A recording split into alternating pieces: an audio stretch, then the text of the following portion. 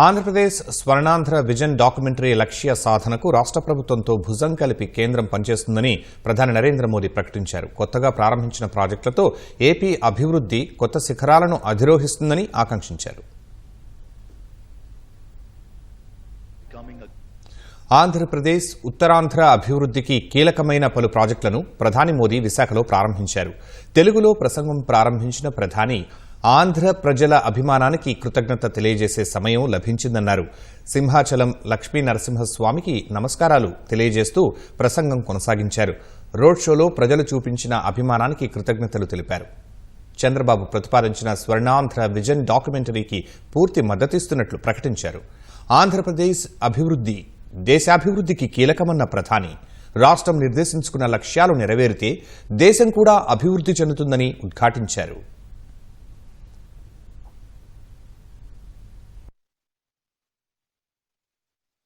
हमारा आंध्र प्रदेश संभावनाओं का और अवसरों का, पॉसिबिलिटीज और अपॉर्चुनिटीज का राज्य है. जब आंध्र की ये पॉसिबिलिटीज साकार होगी तो आंध्र भी विकसित बनेगा और तभी भारत भी विकसित राष्ट्र बनेगा. इसलिए आंध्र का विकास ये हमारा विजन है. आंध्र के लोगों की सेवा ये हमारा संकल्प है. आंध्र प्रदेश ने 2047 तक राज्य को करीब करीब $2.5 ट्रिलियन की इकोनॉमी बनाने का लक्ष्य रखा है. इस विजन को साकार करने के लिए चंद्रबाबू गारू की सरकार ने स्वर्ण आंध्र एट 2047 की पहल की है. इसमें केंद्र की एनडीए सरकार भी आंध्र प्रदेश के हर लक्ष्य के साथ कंधे से कंधा मिलाकर चल रही है. इसलिए केंद्र सरकार लाखों करोड़ की योजनाओं में आंध्र को विशेष प्राथमिकता दे रही है. 2 लाख करोड़ रुपए से ज्यादा के प्रोजेक्ट का उद्घाटन और शिलान्यास किया गया है. ये प्रोजेक्ट्स आंध्र प्रदेश को विकास को नई ऊंचाई देंगे. मैं इन डेवलपमेंट प्रोजेक्ट के लिए आंध्र प्रदेश समेत पूरे देश को बधाई देता हूं. రానున్న కాలంలో విశాఖ ప్రపంచంలోనే ఓ పెద్ద గ్రీన్ హైడ్రోజన్ హబ్గా మారనుందని ప్రధాని ఆశాభావం వ్యక్తం చేశారు. आंध्र प्रदेश अपने इनोवेटिव नेचर के कारण आईटी और टेक्नोलॉजी का इतना बड़ा हब है. अब समय है आंध्र नई फ्यूचरिस्टिक टेक्नोलॉजीज का सेंटर बने. जो टेक्नोलॉजीज अभी डेवलप ही हो रही है, हम अभी से उनमें लीड लें. आज ग्रीन हाइड्रोजन का इस्तेमाल ये ऐसा ही उभरता हुआ क्षेत्र है. देश ने 2023 में नेशनल ग्रीन हाइड्रोजन मिशन की शुरुआत की थी. हमारा लक्ष्य है 2030 तक 5 million metric tons green hydrogen का प्रोडक्शन. इसके लिए शुरुआती चरण में 2 ग्रीन हाइड्रोजन हब स्थापित होंगे, जिनमें से एक हमारा विशाखापट्टनम है. भविष्य में विशाखापट्टनम दुनिया के उन गिने चुने शहरों में होगा जहां इतने बड़े स्केल पर ग्रीन हाइड्रोजन प्रोडक्शन की फैसिलिटी होगी. इस ग्रीन हाइड्रोजन हब से अनेक जॉब अपॉर्चुनिटीज तैयार होगी.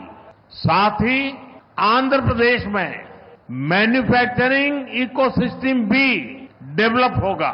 साथियों, आज मुझे नक्कापल्ली में बल्क ड्रग पार्क प्रोजेक्ट का शिलान्यास करने का अवसर भी मिला है.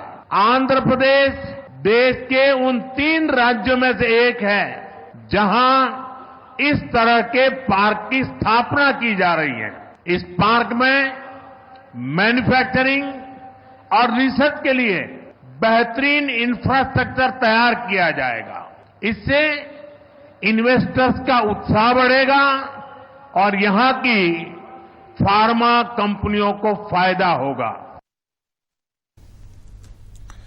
పట్టణీకరణకు ఆంధ్రప్రదేశ్ను ఓ మోడల్గా తీర్చిదిద్దాలనేదే తమ లక్ష్యమని ప్రధాని మోదీ ఉద్ఘాటించారు. ఇందులో భాగంగానే విశాఖకు రైల్వే జోన్ కేటాయించి ఇక్కడి ప్రజల చిరకాల కోరికను నెరవేరుస్తున్నామన్నారు. దీని ద్వారా పారిశ్రామిక ప్రగతి, ఉపాధి కల్పన లక్ష్యాలు నెరవేరుతాయన్నారు. सरकार अर्बनाइजेशन को एक अपॉर्चुनिटी के रूप में देखती है और हम आंध्र को न्यू एज अर्बनाइजेशन का एक उदाहरण बनाना चाहते हैं. इसी विजन को साकार करने के लिए आज कृष्णापट्टनम इंडस्ट्रियल एरिया यानी क्रीज सिटी का फाउंडेशन स्टोन रखा गया है. ये smart city Chennai Bengaluru industrial corridor का हिस्सा बनेगी. इससे आंध्र में थाउजेंड्स ऑफ करोड़ का इन्वेस्टमेंट आएगा और लाखों इंडस्ट्रियल जॉब तैयार होगी. आंध्र प्रदेश को पहले से श्री सिटी के रूप में मैन्युफैक्चरिंग हब का फायदा मिल रहा है. हमारा प्रयास है कि आंध्र प्रदेश इंडस्ट्रियल और मैन्युफैक्चरिंग के क्षेत्र में देश के टॉप स्टेट्स में शामिल हो. मैन्युफैक्चरिंग को बढ़ावा देने के लिए हमारी सरकार पीएलआई जैसी स्कीम्स चला रही है. इसका परिणाम ये है कि आज कई प्रोडक्ट्स की मैन्युफैक्चरिंग में भारत की गिनती दुनिया के टॉप कंट्रीज में होने लगी है. आज नए विशाखापट्टनम शहर में साउथ कोस्ट रेलवे जोन मुख्यालय की भी फाउंडेशन रखी जा रही है. आंध्र प्रदेश के विकास के लिहाज से ये बहुत इंपॉर्टेंट है. लंबे समय से एक अलग रेलवे जोन की मांग हो रही थी. आज ये स्वप्न साकार हो रहा है. साउथ कोस्ट रेलवे जोन का मुख्यालय बनने के बाद इस पूरे क्षेत्र में कृषि और व्यापार से जुड़ी एक्टिविटीज का विस्तार होगा.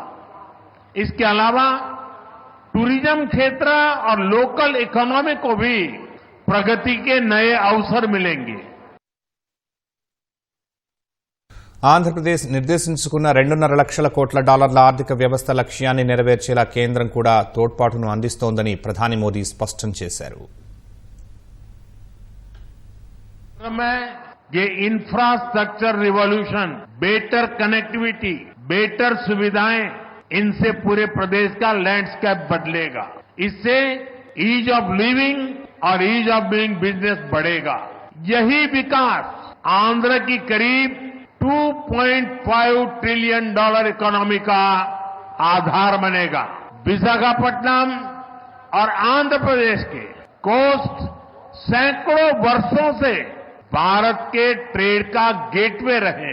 आज भी विशाखापट्टनम का उतना ही महत्व है.